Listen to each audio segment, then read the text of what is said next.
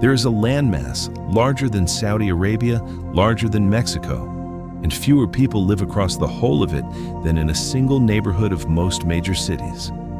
Ice stretches to the horizon in every direction, broken only by dark cliffs and sudden flashes of color. A red house, a blue fishing boat, a child's yellow coat against the white.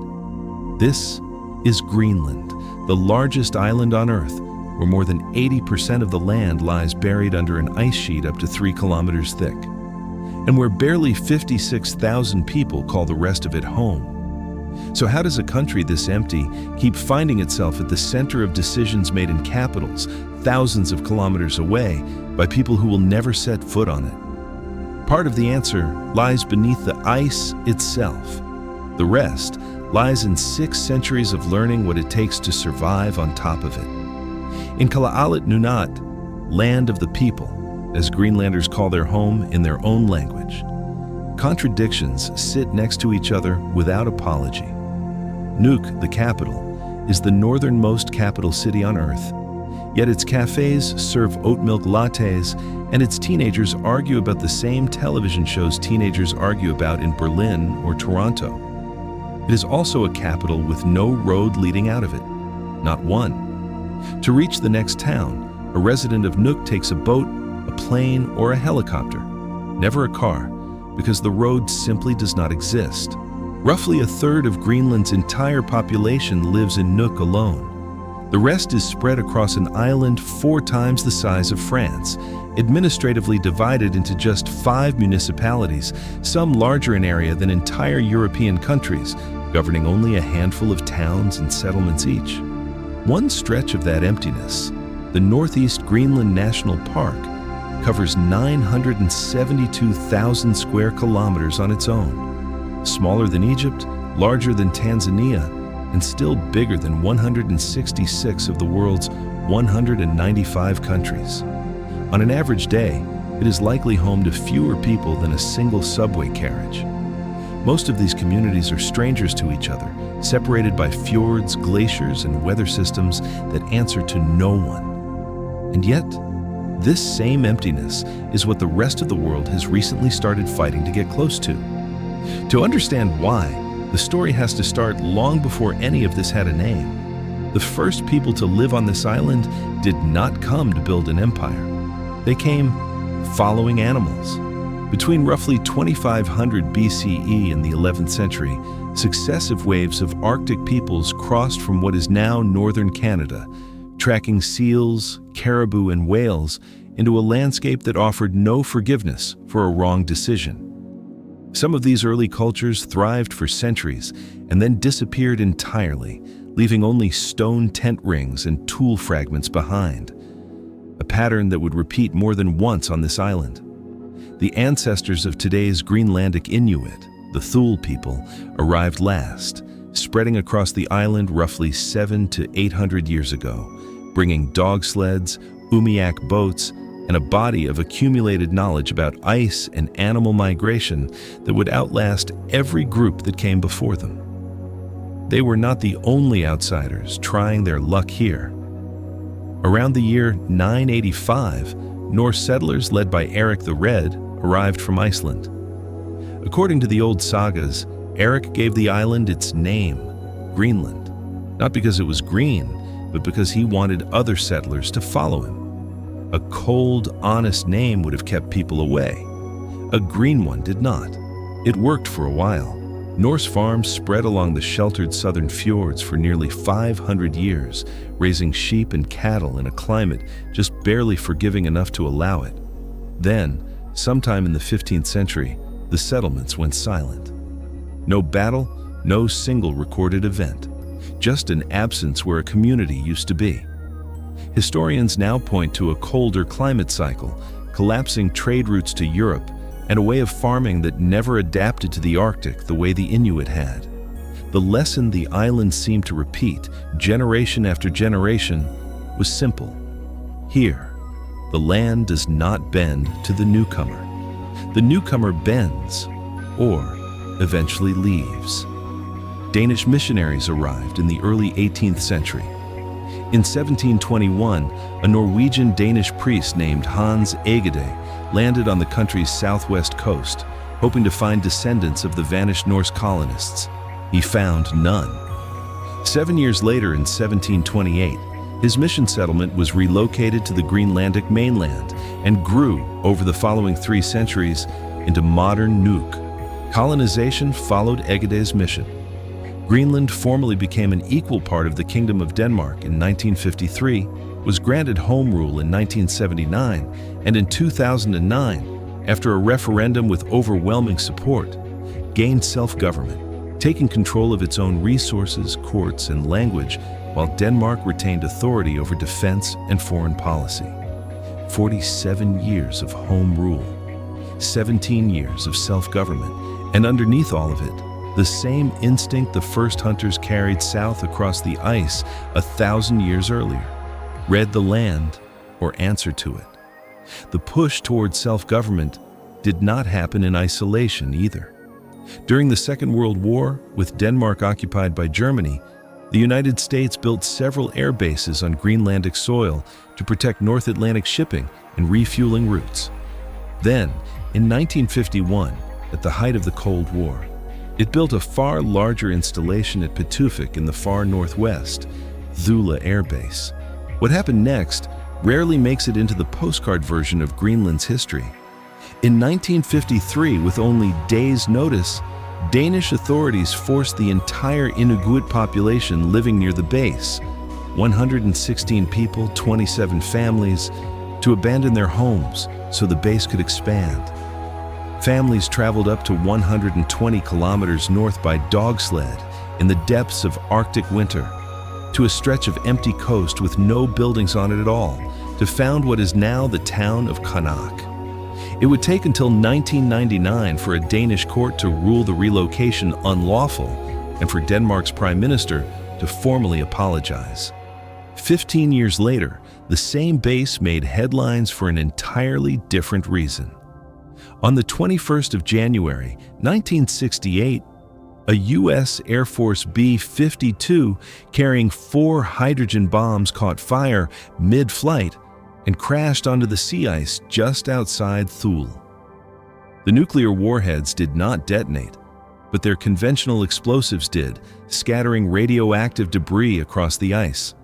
Local Inuit dog sled teams helped guide rescuers to crew members scattered across the frozen bay in total Arctic darkness.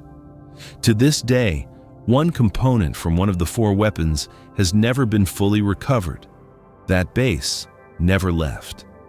It remains active today, renamed Pituffik Space Base, a small American military outpost that has sat quietly above the Arctic Circle for more than 80 years, largely unnoticed by the outside world until recently.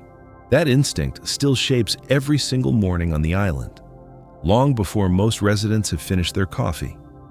In most of the world, the first decision of the day is made by an alarm clock. In Greenland, it is made by the sky. A fisherman in Ilulissat does not simply wake up and go to work. He steps outside first. He checks the wind, the color of the clouds over Disco Bay, the state of the ice at the harbor mouth. Only then does he decide whether today is a day the sea will allow him out at all. This is not superstition. It is arithmetic with a body count if you get it wrong. His equipment today includes GPS, a marine radio, and satellite weather forecasts, unavailable to any generation before his. None of it replaces the final judgment call made by eye and instinct that his grandfather made with nothing but experience. In Nuuk, mornings look almost ordinary by comparison. Teenagers scroll through the same apps as teenagers anywhere, walk to school past a Lutheran cathedral more than a century old, and complain about homework in Danish or Kalaallisut, depending on which parent happens to be listening. But even in the capital, the Arctic never fully steps aside. For weeks each winter, the sun barely clears the horizon. Streetlights stay lit past 9 in the morning.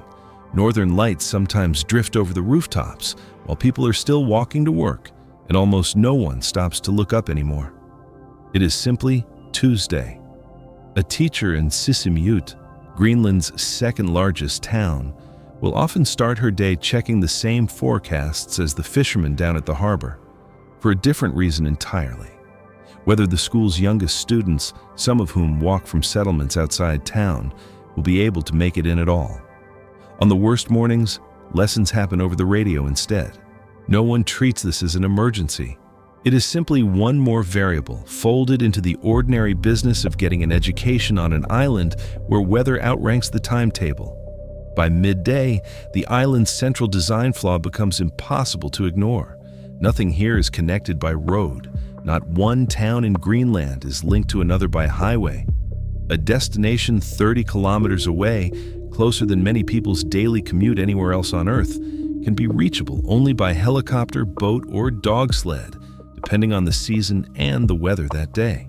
The clearest boundary on the map is not a road, but the Arctic Circle itself. Sisimiut and Kangerlussuaq are the southernmost towns where sled dogs are still permitted at all, because Greenlandic law protects the breed's genetic purity with a rule stricter than most passport controls. No other dog breed may be brought north of the Arctic Circle. And if a Greenland sled dog ever crosses south of that line, for any reason, it is not allowed to return. A hunter from Idakortormit, a settlement of a few hundred people on Greenland's remote east coast, does not measure a neighboring village in kilometers. He measures it in the number of days a storm might keep him from reaching it.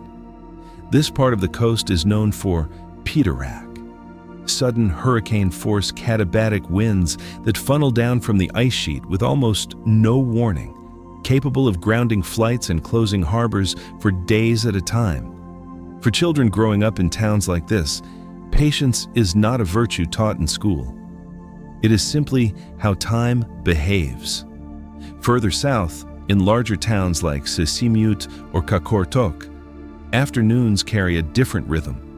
Deliveries arriving by cargo ship on a fixed seasonal schedule, health clinics coordinating patient transfers by helicopter, and a quiet, constant awareness that the mainland's rules about next-day delivery simply do not apply here.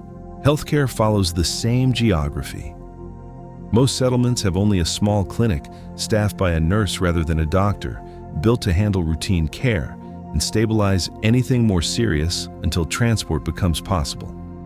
A broken bone in a settlement of 200 people can mean waiting for a helicopter through worsening weather, then a connecting flight to the regional hospital in Nuuk. Nobody here calls this inconvenient. They call it Tuesday, the same as the Northern Lights, simply part of what an afternoon in Greenland can ask of you. Winter darkness in Greenland is not a metaphor. In the north, the sun can disappear from the sky entirely for weeks at a stretch, replaced by a deep blue twilight. And, if the timing is right, the slow green drift of the aurora overhead. Inside, homes compensate the only way they can, with people. Evenings become kaffemix season, informal open house gatherings built around coffee, cake, and conversation, where neighbors arrive without invitation to mark a birthday, a christening, a confirmation, or nothing in particular at all. There is no fixed guest list at a kaffemik. The only rule is that the door stays open, sometimes for the entire day. Come summer, the pattern reverses entirely. In the far north, the sun may not set for weeks at a time. Children play outside at what would be midnight anywhere else. Construction crews work through what should be night. After months of darkness, no one in Greenland wastes a single hour of usable light. But the rhythm of days and seasons is only the surface. Underneath it sits a set of values that took centuries to form, and that are now being tested faster than at any point in the island's history. At the center of Greenlandic identity sits a single, hard-earned rule. No one survives the Arctic alone. For the Inuit hunters who first understood this coastline, sharing a catch was not generosity. It was insurance. A hunter who gave away half a seal today was owed help tomorrow, when the ice did not cooperate and his own family had nothing. That principle is still visible in Kalaallisut, the Greenlandic language, spoken by most of the island's population and taught in schools alongside Danish. Kalaallisut is a polysynthetic language. Entire sentences can be built from a single word, stacked layer by layer with meaning, the way an English speaker would need a full paragraph to express the same idea. Losing the language, many Greenlanders will say, would mean losing a way of seeing the land itself, not just a way of describing it. Music and movement carry the same inherited memory. Traditional drum dancing, known as kilat, uses a single frame drum and a chant-like vocal style to tell stories that were, for centuries, never written down at all, only performed, remembered, and passed forward. In some communities, a related tradition called Huajirnek, or mask dancing, uses exaggerated painted faces and improvised movement to mock fear itself, turning the long winter darkness into something that could, for one evening, be laughed at rather than endured. Among some women, particularly elders, traditional facial and hand tattoos, kakiornik, mark rites of passage that predate any Danish influence on the island by centuries. The practice nearly disappeared under decades of Danish cultural policy. In recent years, a small but growing number of younger Greenlandic women have chosen to revive it. In settlements too small and too scattered for daily newspapers or reliable internet, public radio still does the quiet work of holding a fractured country together. A single national broadcaster reaches towns separated by hundreds of kilometers of ice and open water, carrying not just news but community announcements, weather warnings, and, on occasion, the same old stories once told only around a kilat drum, now reaching households an entire fjord away in the same language their grandparents used to tell them. Culture here has never meant standing still, though. A nurse in Sisimiut can spend her morning in a modern hospital using the same medical equipment found in Copenhagen, and her evening at a kaffemik serving swasat from a recipe her grandmother never once wrote down. Neither version of her day cancels out the other. That flexibility, holding tradition and modern life in the same hand without dropping either, is, more than any single custom, what Greenlanders describe when asked what makes their culture their own. That balance is on full display every year on the 21st of June, National Day, the same date, not coincidentally, that self-government was signed into law in 2009. On that day, many Greenlanders wear the national costume, sealskin trousers or boots, a beaded collar sewn with thousands of individual glass beads, and an anorak whose exact colors and patterns can reveal, to someone who knows how to read them, which region of the island the wearer's family comes from. A single collar can take months to bead by hand and is often passed down rather than bought new. And nowhere is that balance tested more directly or more literally than at the dinner table. Little grows on an island that is 4/5 ice. What Greenland cannot farm, it is always taken from the sea. The most talked about dish to outsiders is matik, strips of whale skin with a thin layer of blubber still attached, traditionally eaten raw, sometimes pickled or lightly fried today. For generations, it was one of the few reliable sources of vitamin C on an island where fruit was, for most of history, simply unavailable for most of the year. To a first-time visitor, matik can be startling. To a Greenlandic family, it sits closer to what bread is to a table in France. Not a delicacy, but a given. Swasat is the island's closest thing to a national dish, a simple soup built around seal, whale, reindeer, or fish, depending on the region and the season, often finished with onion, potatoes, and rice. Every family's version is slightly different, adjusted over generations to whatever ingredients a particular coastline provided most reliably. Almost no two swasat recipes taste exactly alike, and almost every Greenlander will insist, without much room for debate, that their own grandmother's is the correct one. For a taste considered extreme even by Arctic standards, there is kiviak. In parts of northern Greenland, several hundred whole little auks, small Arctic seabirds, are packed into a hollowed seal skin, sewn shut, and buried under stones for months to ferment in the cold. Dug up in time for winter celebrations, it is served at birthdays, weddings, and the darkest stretch of the year, when almost nothing else on the island is available fresh. To outsiders, it sounds unimaginable. To the families who still prepare it, it is simply what a special occasion tastes like. The coffee that fuels a kafemik carries its own quiet ritual weight, poured constantly, refilled without anyone having to ask, alongside cake and freshly baked bread. It is less a beverage than a signal that a household is, for the moment, open to the entire neighborhood. None of this hunting happens without limits.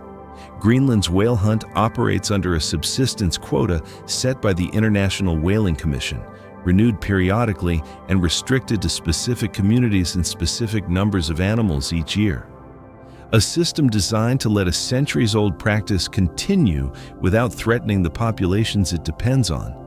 For hunters here, the quota is not viewed as outside interference so much as a modern version of the same instinct their ancestors had. Take only what the sea can keep giving. Fishing supplies the rest of the island's plate and most of its export income at the same time. Cold water shrimp and Greenland halibut, hauled from the North Atlantic in vessels ranging from small open boats to modern trawlers, make up the overwhelming majority of everything Greenland sells to the outside world. A meal here rarely arrives without a story attached. Which boat? Which fjord? Whose relative caught it? Whether the ice allowed the trip at all that week. Food is not fuel on this island. It is a running, edible record of who provided for whom. That same question, who provides and how, defines almost everything else about how Greenland survives economically. Strip away the postcard image, and Greenland's economy rests on three unequal legs: fish, tourism, and, increasingly, whatever lies buried under the retreating ice itself. Fishing remains the backbone.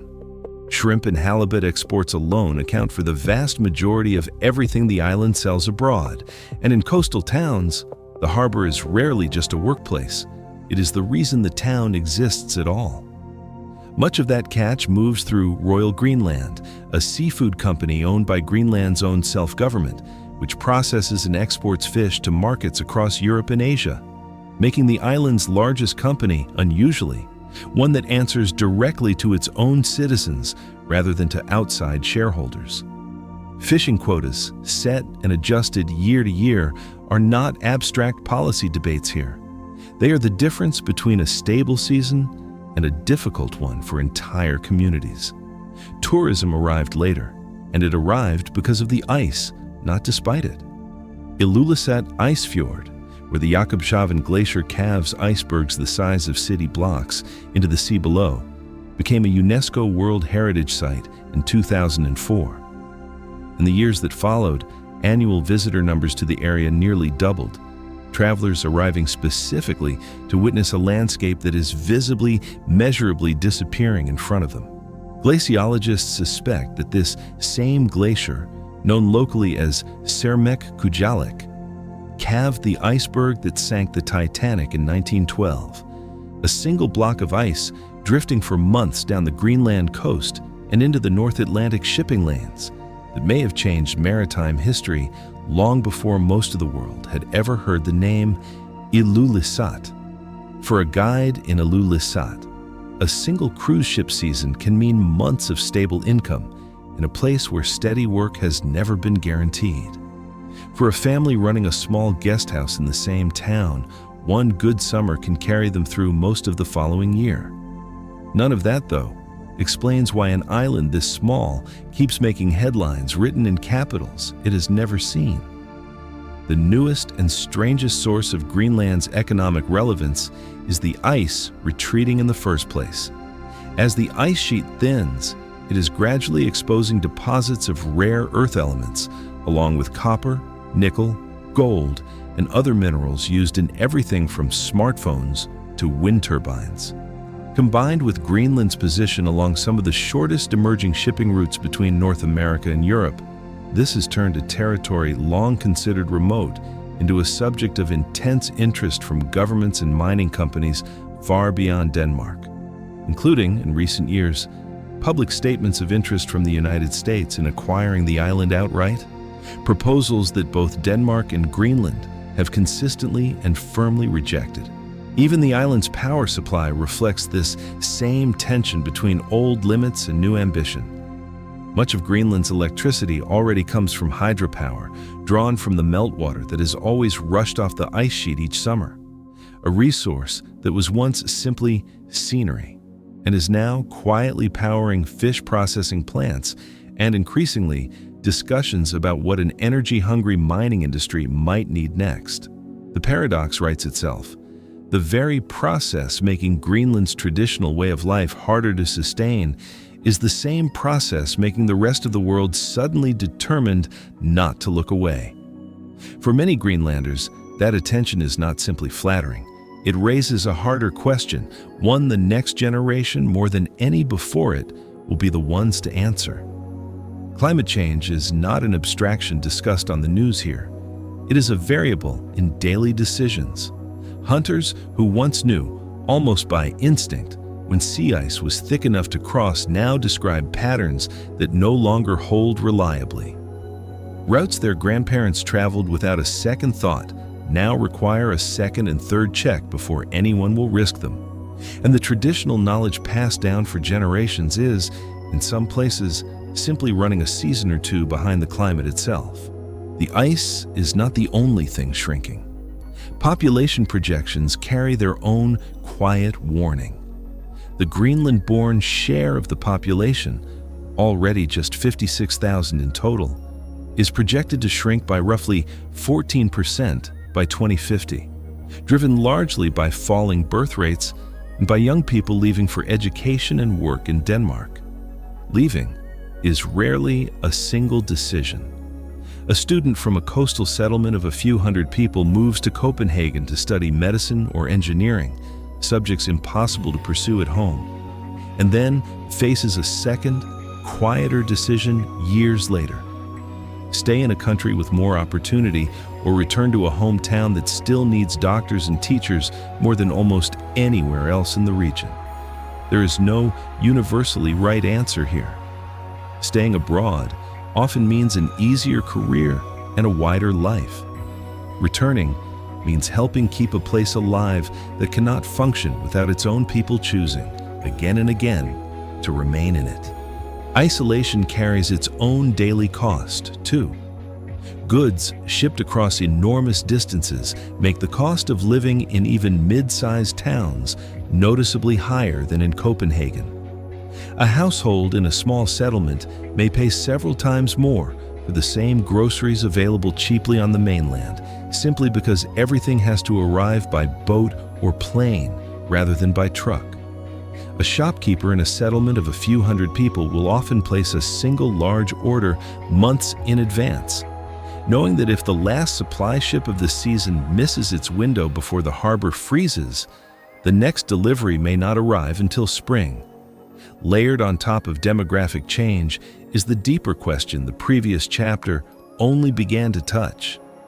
As mineral wealth and strategic location pull more outside attention toward the island, Greenlanders are being asked, more urgently than in living memory, what kind of independence they actually want.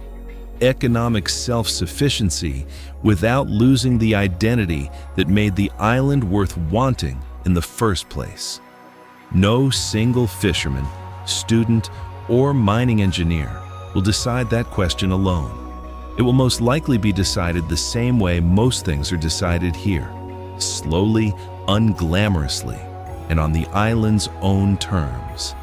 Greenland was never short of people willing to explain what it is from the outside. A frozen wilderness, a strategic asset, a line on a map worth arguing over. None of those descriptions have ever been what keeps people here. Tonight, in a town with no road leading in or out, a child will fall asleep to the sound of sled dogs settling into the snow outside, unaware that the ice beneath her home is, at this very moment, being discussed in the capitals of nations she has never seen. She will wake up tomorrow and simply go to school.